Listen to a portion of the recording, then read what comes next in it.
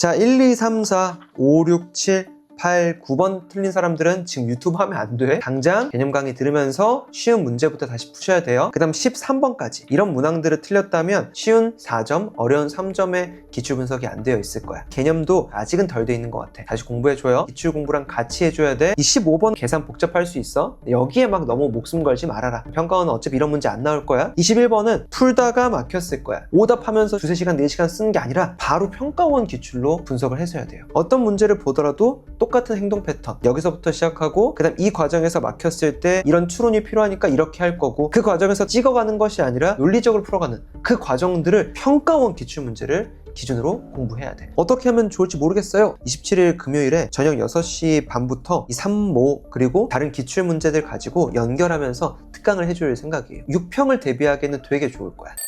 생각보다 문제가 별로 좋지 않아요. 이런 문항들을 다시 풀어봐야지 그런 식으로 너무 큰 에너지와 시간을 쓰지 않아도 되겠다. 그냥 평가원 기출을 더 풀어보는 게 훨씬 나을 것 같아. 이번 3모와 완전 결이 다를 거야. 정말 확신하니까. 그나마 얻어갈 문제라고 하면 21번 제가 자료 하나 띄워드리겠지만 평가원은 작년부터 사교육에서 쓰이는 어떤 스킬들이나 내용들을 최대한 출제하지 않겠다라는 걸 공식 문서에 적어둔단 말이야. 스킬을 써서 압도적으로 쉽게 풀리는 문제를 최대한 배제하겠다는 거야. 그런 측면에서 봤을 때 15번은 굳이 풀어야 할 필요가 있을까라는 느낌인 거죠. 그거보다는 이 문제를 풀 때 어디까지는 딱 풀어갔는데 여기서 막혔다. 그럼 내가 여기서 뭘 채워야 될까? 요 정도만 조금 고민하고 이 녀석을 잘 보기 위한 공부를 하는 게 맞다 이거야. 가볍게 문항을 한번 보면서요. 공부 방향성에 대해서 살짝만 얘기를 해줄게요. 이런 문항에서 좀 막혔다라고 하면 아마 개념이 조금 약하거나 아니면 기본적인 문제들 있지. 교과서 수준의 예제 문제들. 이런 친구들은 교과서 예제 수준이라든지 아니면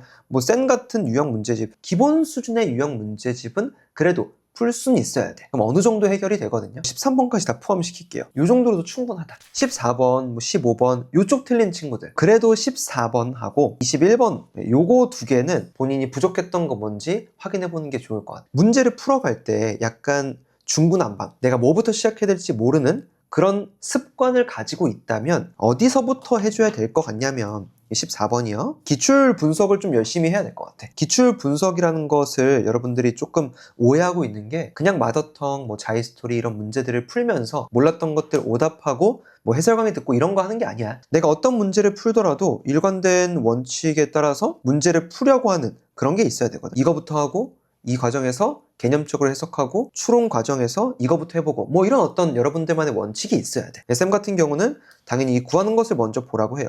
그래서 나도 습관적으로 이렇게 조건을 끊잖아. 조건을 끊어서 이 소재와 조건들에 대해서 구분을 하고 이 구하는 것을 연결을 시켜보라고 해요. 그러면 이 단원을 알고 있으니까 어떤 단원에 대한 개념 그리고 이 발문에 대한 여러 가지 해석해보는 경험 이 기출에 대한 경험을 통해서 나름 방향성이 잡힌단 말이야. 뭐부터 하는 거냐면 그래서 설계부터 하는 거야. 그래서 그 설계를 통해서 이렇게 하면 되겠다. 그 다음에 이 삼각함수에 대한 배웠던 것들을 떠올리면서 해보는 거지. 근데 그 과정에서 이런 fx는 ft다, 뭐 이런 만족시킨다, 얘가 된다, 이런 복잡한 발문 있잖아. 이런 어떤 발문이 나왔을 때 실수 t에 대한 변화에 대한 관찰을 통해서 추론을 해본다. 그 관찰이 쉽지 않을 수 있다. 뭐 때문에? A하고 B하고 이 녀석이 결정되지 않기 때문에.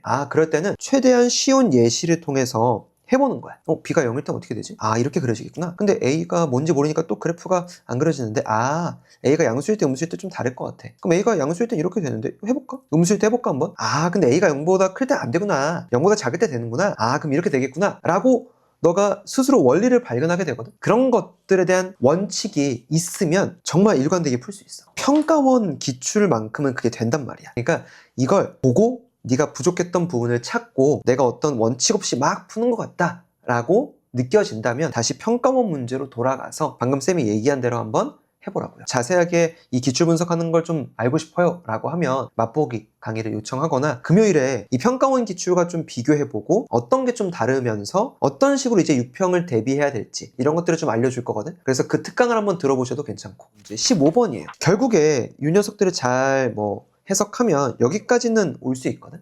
모르겠어. 이 가나다 발문부터 조금 이게 맞나 싶어. 그건 특강에서도 얘기하도록 하고요. 여러분들 이렇게 쭉 풀다가 뭐 이런 어떤 그림을 그릴 수 있다고 쳐보자. 3차 함수나 4차 함수의 비율 관계로 어떤 문자를 잘 정해 놓으면 훨씬 쉽게 풀려. 예를 들면 뭐 이런 거 알고 있죠. 이렇게 있으면 뭐 얘가 몇 대 몇이다. 요즘은 뭐 공식 되게 많잖아. 뭐 거리곱이나 뭐 극대극소의 차 뭐 등등등. 그러니까 여러 가지 이런 것들 하면 훨씬 더 쉽게 풀리더라. 근데 진짜로 장담할 수 있는데 평가원 문제는 아까 얘기했듯이 요즘에 사교육에서 쓰이는 스킬들을 썼을 때 쉽게 풀리는 문항을 자제한다고 한단 말이야. 이런 문항들에서 이런 것까지 잘 해결했는데 마지막에 뭐 계산이 안 돼서 잘 못 풀었어요. 뭔가 식이 복잡했어요. 시간이 오래 걸렸어요. 하면서 걱정하는 친구들 있잖아. 그러니까 너무 걱정할 필요 없다 이거지.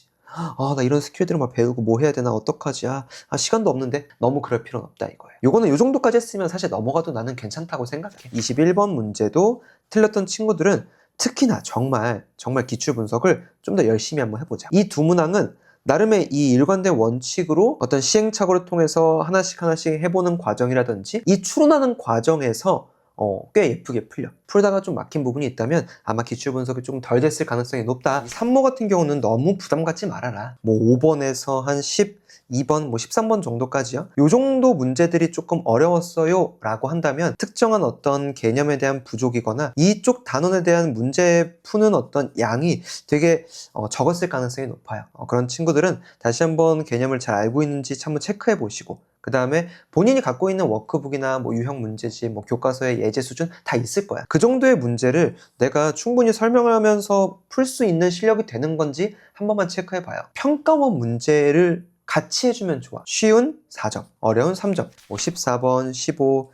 21번, 22번 이런 거 틀린 친구들은 선생님 저 15번 풀다가 마지막에 계산이 좀 잘 안 돼요. 그러면 그 상태에선 그냥 이 문제는 놔줘도 돼. 그 대신에 21번이나 뭐 14번 정도는 그래도 얻어갈 부분들이 있거든요. 특히나 21번 정도는 그나마 이 공통시험에선 제일 나았던 문제 같아요. 어떤 부분에서 부족한지 모르겠어요 라고 느껴진다면 선생님들의 해설 강의를 들으면서 본인이 딱 막혔었던 부분에서 뭐 때문에 안 넘어갔는지 그것만 딱 보세요. 그걸 봐도 모르겠다. 내가 이 이후에 어떻게 기출 분석을 해야 되는 건지 모르겠다 라고 좀 느껴지는 친구들은 한두 시간 정도만 시간 내서요. 이번 27일 날 금요일에 제가 6시 반부터 하는 특강 한번 참여해 보세요. 단순히 이 3월 해설만 하는 게 아니라 21번과 발문적으로 비슷한 문제, 기출문제 가지고 비교도 해봐주고 좀 일관되게 풀어가는 그 원칙들도 알려줄 테니까 도움이 많이 될 거야. 그리고 선택 과목은 너무 걱정하지 마. 지금 여러분들이 그렇게까지 열심히 안 해봤잖아. 전범위가 아니라 딱 일부분이기 때문에 이 부분의 문제들을 많이 출제하려면 당연히 지엽적이고 좀 괴랄해지고 이래요. 그러니까 너무 부담 갖지 말라고. 특히나 미적분 친구들. 알겠죠? 우리는 100분을 재면서 시험을 봐본 적이 없어요.